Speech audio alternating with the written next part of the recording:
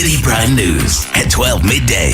Update you on all the running stories and connect you to the newsmakers. Citi News.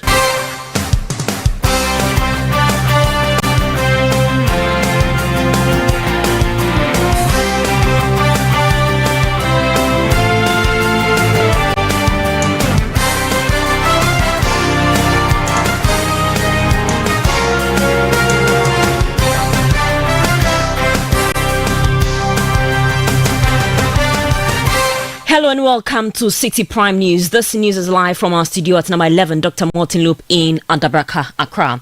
I am Zoe Abubeduado. Coming up, lawyers for Kwabena Duboahene describe as prejudicial press conference by the Attorney General on investigations into their affairs.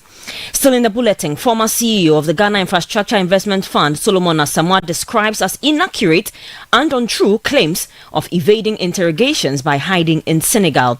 Also, former Vice President Dr. Mahmoud Bawumia visits the scene of devastating fire at Edo Market and donates 200,000 cedis to affected traders.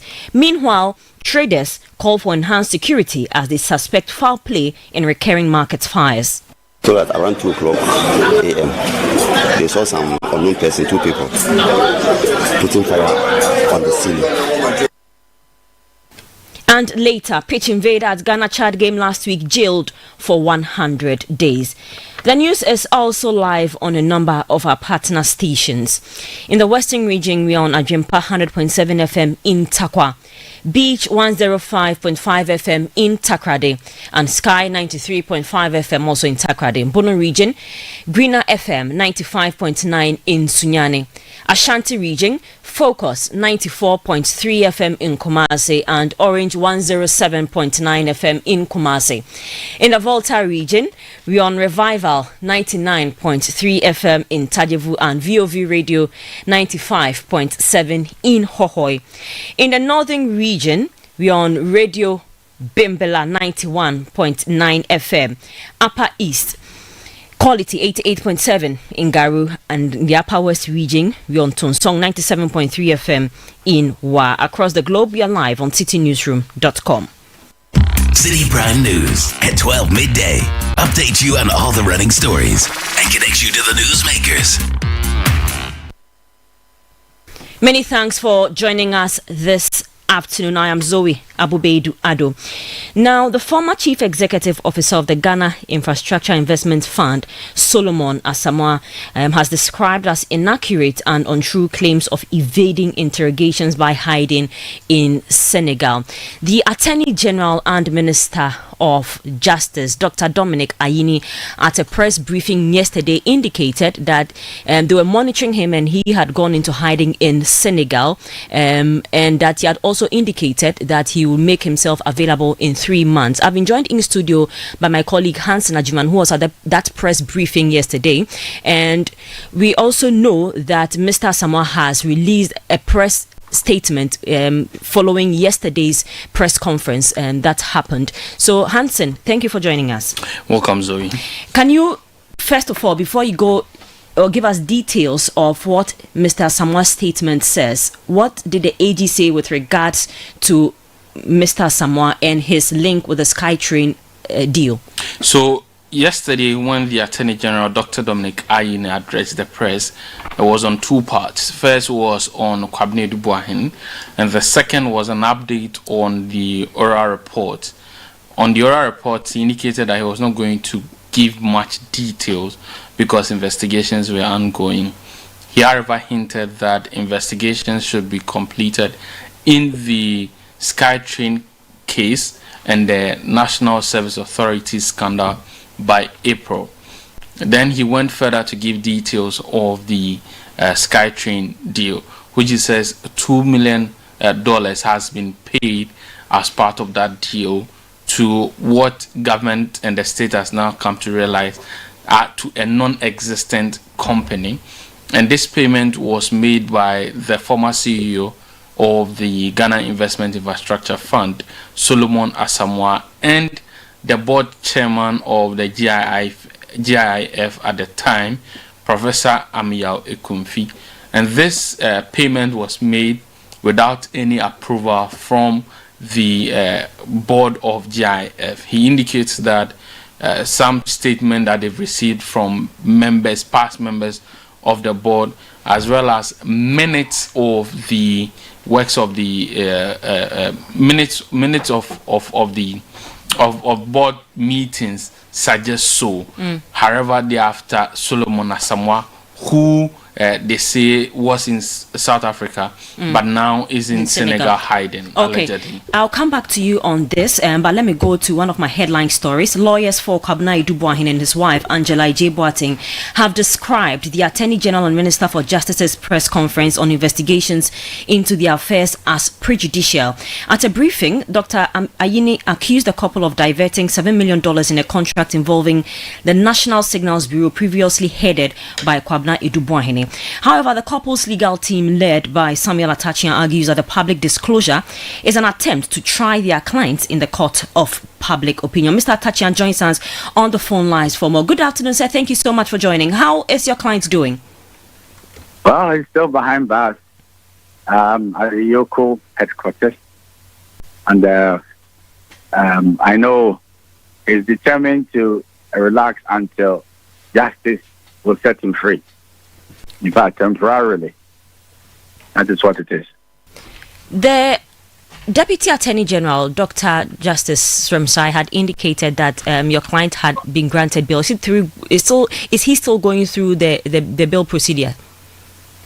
What is bail conditions at the behest of your captors?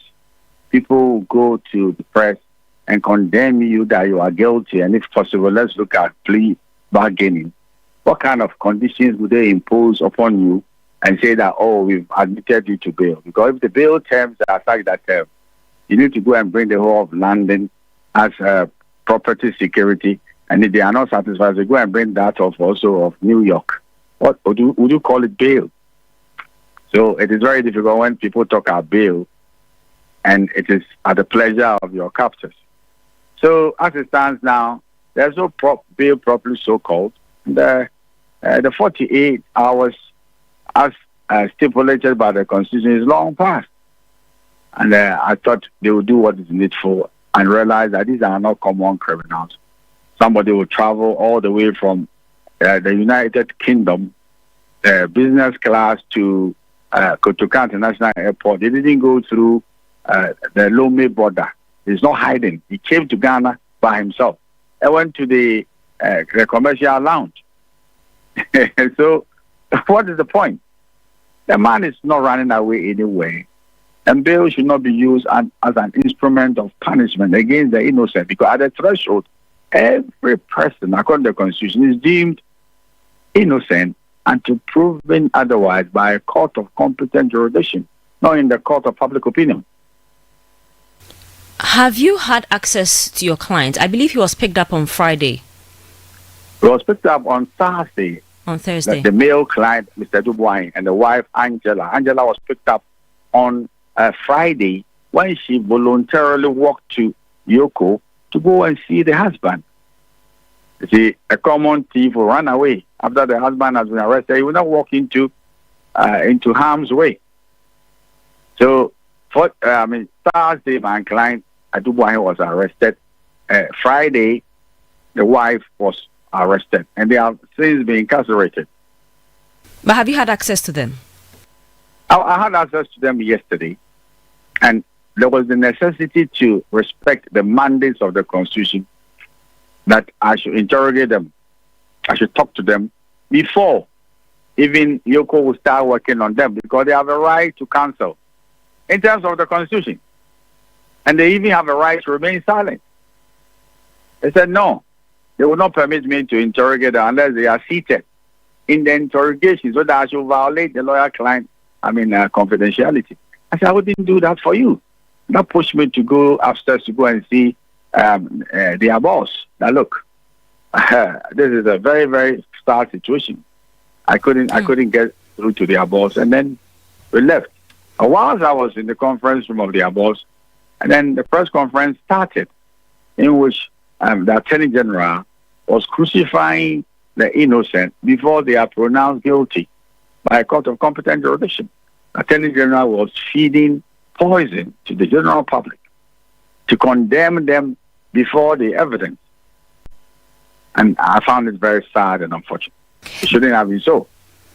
And it is very interesting. The Attorney General himself did something which is in self-contradiction, that we are still investigating. So why would you want to condemn a man when you've not even taken his statement and we are still investigating him, and you just, spew out into the public domain matters which are work in progress? You see, that premature stance taken by the Attorney General, if you ask me sincerely, it's not the rule of law. It's press persecution. But he has indicated that it's in furtherance of transparency and adequately informing the public on the status of this. What does the meaning of transparency? What is transparent if an Attorney General on his own motion goes to another man, and the one who's been defamed was never heard? Is it the principal stand in criminal investigation that what your view of the matter is what should hold sway? And they call it evidence. You understand what evidence is? Evidence is not a pathetic docket an Attorney General will have. Well, Attorney Generals have thought that they had very good cases. They lost in the court of law, where the so-called, thing in the docket will be tested under cross-examination. Evidence is not the preserve of an Attorney General. It is the court. They call it adduction of evidence. And that is what we should know. That's the difference. So if you have a version, that will not constitute the guilt of the suspect. Do you understand? Proof beyond reasonable doubt. Proof beyond reasonable doubt is not in the realm of the press. I'm sorry to tell you this. Proof beyond reasonable doubt is in the court of competent revision. So Attorney General is the prosecutor. Attorney General is the judge. And you could hear him talking about plea bargaining. You've not even heard about a man's story. They've not even taken their statement. They're not talking about plea bargaining. A man that you've not interrogated. This is a research in law, which is very pathetic and unfortunate. And we should then encourage it. Today is Boahin and the wife. Tomorrow, it could be any other person. You are crucified in the court of public opinion. And then somebody says, I'll thereafter come and prosecute you. I pronounce you guilty before I prosecute you. It's pathetic propaganda, and it's not right. With his continuous detention, what is your next available plan, or what do you intend to do? We will have to seek redress in court, because what is happening, they are on a frolic of their own. What they think is right is what they are doing. The right might not be with them. The right is with the court. You see, so let an unbiased adjudicator look at the matter, and the people will have a respite in terms of a bail. And when they have the bail, we can talk properly in the hollow chambers of a law firm. You can discuss the issues with your client without somebody saying that I am your captor. But when you are talking to your lawyer, I want to sit in and record the conversation. So that if I joke and permit such blackmail, I could be the subject matter of investigation by the General Legal Counsel. And people, when a man commits murder, he has a right to counsel. The counsel should talk to him confidentially. Thank you so much for joining us, Mr. My pleasure, as always. Atachia. Mr. Samuel Atachia is lawyer for Kwabena Eduboahene and his wife Angela Ej Boating. Now let me wrap up with Hansen Ajiman, who was telling us about a statement that was released by Solomon Asamoah. So Hansen, if you can briefly wrap up on, or just give us highlights of what his statement says. So his statement firstly denies the allegation by the state that he's gone into hiding in Senegal. He says that he traveled out of the country on March 21, 2025 to attend scheduled board meetings. These meetings were scheduled earlier, and he had been in the country from the beginning of the year to when he had to leave. And no state official or investigator had contacted him. However, on March 22, when he left the country, he was contacted via WhatsApp that he was needed by the NIB for an investigation, and there was then an agreement that there should be a conversation on the matter on Wednesday, March 26, via online at 4 p.m. So for him, he says it's disturbing and worrying that the Attorney General will go out there to suggest that he has fled from the country and in hiding when evidence suggests that he was contacted after he left the country. And he has even given an indication to answer any question whatsoever that the state may have. He says that his time at the GIF is one that the data speaks for him, that he's been able to grow the funds of GIF from 1.2 billion Ghana cedis that was injected into the fund, and the fund now holds about 5.2 billion as of 2023. Thank you very much. And that was my colleague Hansen Ajiman giving us excerpts or highlights of a statement from the former Chief Executive Officer of the Ghana Infrastructure Investment Fund, Solomon Asamoah. Now, back to that earlier story, the co-chair of the Citizen Movement Against Corruption, Edem Sinanu, has defended the Attorney General's actions, describing them as standard practice. He disputed claims that a judgment is required before details of the Dubois case can be made public. Well, probably part of that is out of ignorance. This is standard practice in many jurisdictions. If you take the Department of Justice in the U.S. and FBI, there are 3 levels at which they would communicate. They would call press conferences, and you can check the data. So these are standard things. Indeed, one of the major gaps we have found in the past in our anti-corruption space is the lack of feedback to the public from anti-corruption and security and intelligence agencies. So the YOCOs, the charges, BNIs, the CIDs, what have you. And it's a reason why in crafting Act 959, we intentionally put a clause that every 6 months, the special prosecutor should report back to the public. That was supposed to be like the threshold.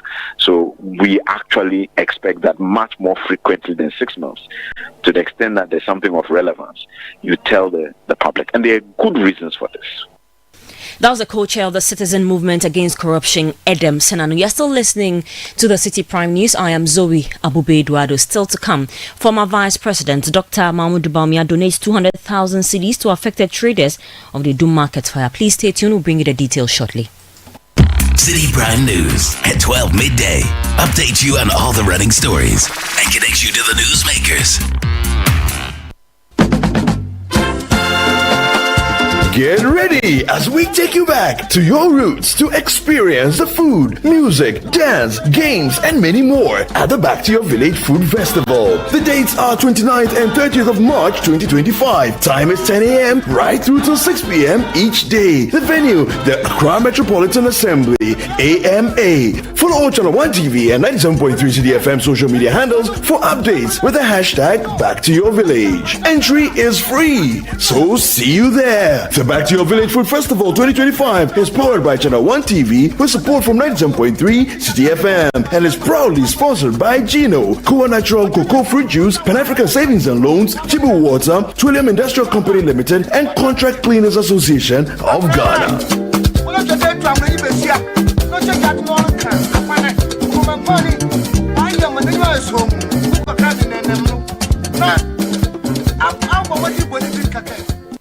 City Prime News at 12 midday. Update you on all the running stories and connect you to the newsmakers. You all come back to the City Prime News. Now, former Vice President Dr. Mahmoud Bawumia has visited the site of last Friday's devastating fire at Edum in Kumasi, offering support to traders who lost their businesses in the blaze. The fire, which erupted in the early hours of March 21, destroyed dozens of shops and goods worth millions of Ghana cedis, leaving many traders in distress. During his visit, Dr. Bawumia met with affected traders, some of whom broke down in tears as they described how years of hard work were lost within hours. They appealed for assistance to rebuild their businesses. In response, Dr. Bawumia expressed his sympathy and urged patience as the Ghana National Fire Service conducts its investigation to determine the cause of the fire and prevent similar incidents in the future.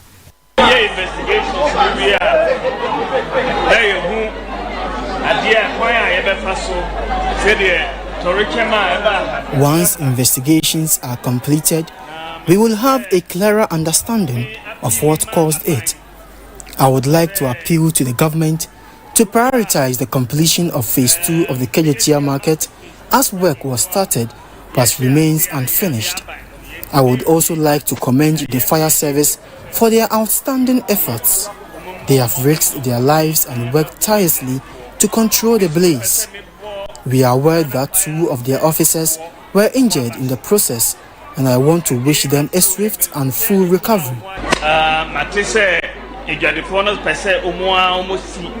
By themselves,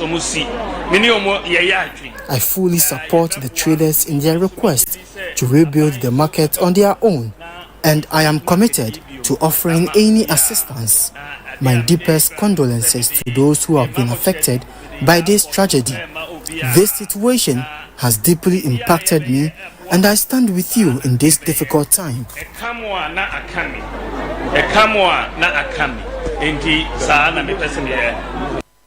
That was former Vice President Dr. Mahmoud Bawumia. Meanwhile, he has donated 200,000 Ghana cedis and 1,000 bags of cement to aid in rebuilding their businesses. Let's not stay with this story because traders in Kumasi are calling on the government to strengthen security in markets to prevent fire outbreaks. This follows an incident at the French Line section of the Kumasi Central Market where a security guard discovered unidentified individuals attempting to set a shop ablaze. According to the traders, the guard spotted the suspects around 2 a.m. on Saturday, March 22. As he approached, he saw them lighting a matchstick on the shop ceiling, which had already begun to catch fire. He quickly raised an alarm, prompting others to intervene and extinguish the flames, but the suspect managed to escape. Suspecting foul play in the recurring market fires, the traders are appealing for stricter security measures to curb such incidents. So when you problem back,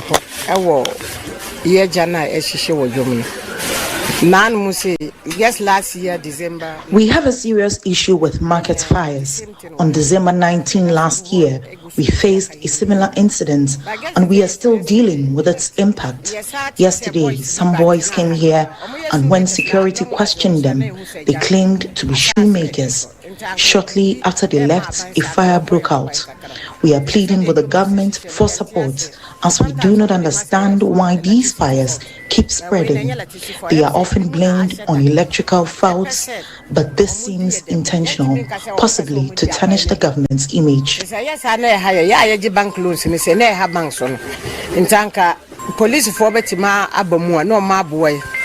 have some citizens in the market. They told us around 2 o'clock a.m. They saw some unknown person, 2 people, putting fire on the ceiling.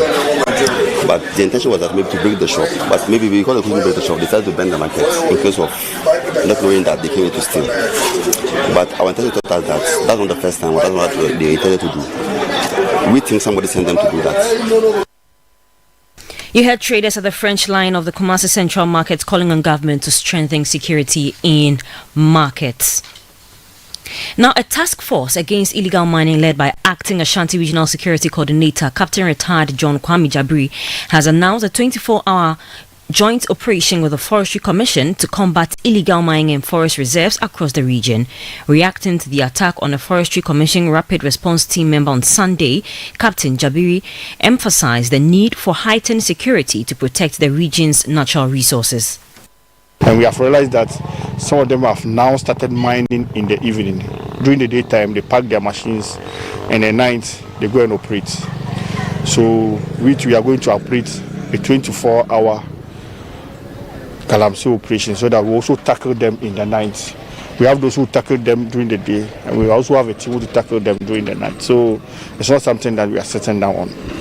But I must also stress that within the period of next week, we are going to invite the media with the Forestry Commission, and we are going to go around all the forest reserves with the media men to show them the forest reserves that we have reclaimed or we have taken back from those illegal miners, so that to be a vivid evidence. It will not be like social media war or a media war without us sending the actual reporters on the ground.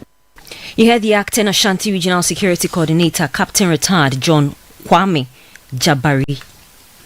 Now, a 21-year-old man has been sentenced for evading the pitch during Ghana's World Cup qualifier against Chad at the Accra Sports Stadium on Friday. Mohamed Hussein ran onto the field, violating CAF security regulations, an act that could lead to financial sanctions against the Ghana Football Association. In 2020, Ghana was fined $10,000 after a similar incident during the AFCON 2021 qualifier against South Africa. The 21-year-old has thus been sentenced to 100 days in prison.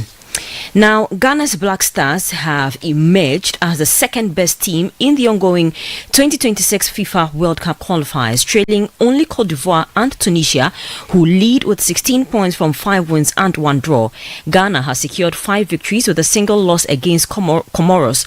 The Black Stars concluded match day 5 and 6 with 6 points, defeating Chad and Madagascar, extending Coach Utoado's record in the qualifiers to 4 wins from 4 games. Gabi Ofe of the Citi Sports Desk has more in the following report. Lovely ball through. And the third goal.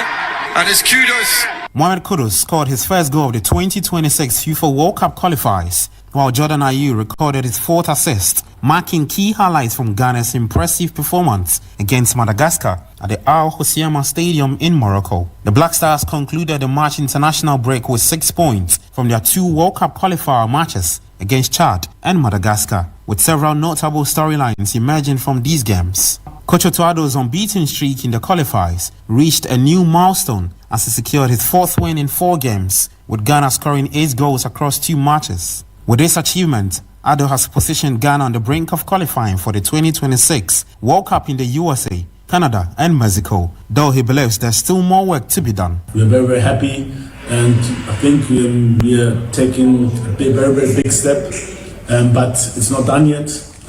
We still have to work hard to qualify for the World Cup. There's still a lot of work to do, but I think we are happy that we're in a good position. A major highlight from these 2 games was Coach Utoado's decision to field Hatterfolk's goalkeeper Benjamin Asari, who at 32 years old, earned his debut call-up and kept 2 clean sheets in the process. Asari became the oldest Hatterfolk player to debut for Ghana at 32, with his appearance against Chad, marking the first time a Hatterfolk goalkeeper has represented the Black Stars since 2005.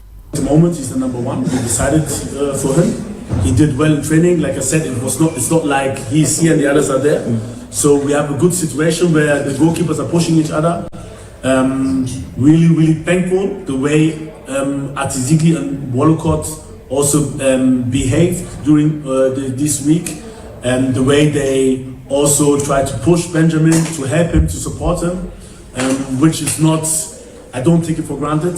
One statistic that Ghana's technical team will be pleased with is the Black Stars' position as one of the second best teams in the ongoing 2026 FIFA World Cup qualifiers, trailing only Cote d'Ivoire and Tunisia, who each have 16 points. African football expert Neil Adams believes the qualifiers are starting to take shape, with the top teams soon to be distinguished from the other nations struggling to keep pace. I think so far so very good.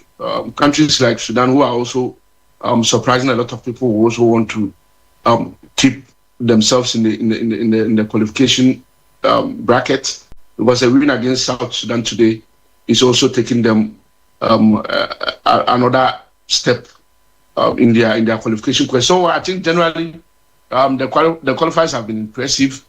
I think by the end of today we are going to see how the boys are separating themselves from the men, and then probably we will now get a clearer picture of countries that are possible of making the qualifiers when the next international break comes in September, and then Citi Sports' Gabi Ofe filed that report. Now, vendors for the 2025 Back to Your Village Food Festival say they are fully prepared for the 2-day event, promising an exceptional culinary experience scheduled for March 29 and 30 on the forecourt of the Accra Metropolitan Assembly. The festival will showcase diverse cuisines and music from across the country. Speaking on Brunch in the City on Citi FM, one of the vendors urged the public to attend and enjoy the rich cultural experience. There's Adunle. Yes. And this time too, we are coming with drinks. Okay. So we have sobolo, we have millet drink, we have pineapple ginger, we have pineapple too. Oh, just pineapple. And and asana. Asana. There's no reason for you to stay at home. You get. This one is the longest holiday, so just come, enjoy yourselves, chill, and let's have some great fun. while we are at it. Mm-hmm. So this time it's drinks and snacks. Yes, and then I love your packaging. So you hear the vendor from the upcoming Back to Your Village Food Festival. The 2025 Back to Your Village Food Festival is powered by Channel 1 TV and Citi FM and proudly sponsored by Jibu Water, Gino, Pan-African Savings and Loans, Trillium Industry and the Contract Cleaners Association of Ghana. That'll be all for this edition of the Citi Prime News, which came to you live from our studio at Adabraka in Accra. Log on to citynewsroom.com for more news. I am Zoe Abubeduado. Many thanks for listening. Citi News. We speak first. Reach our hotline on 0302 224959 and get interactive on Facebook, Citi 97.3 FM, and on Twitter at Citi 973.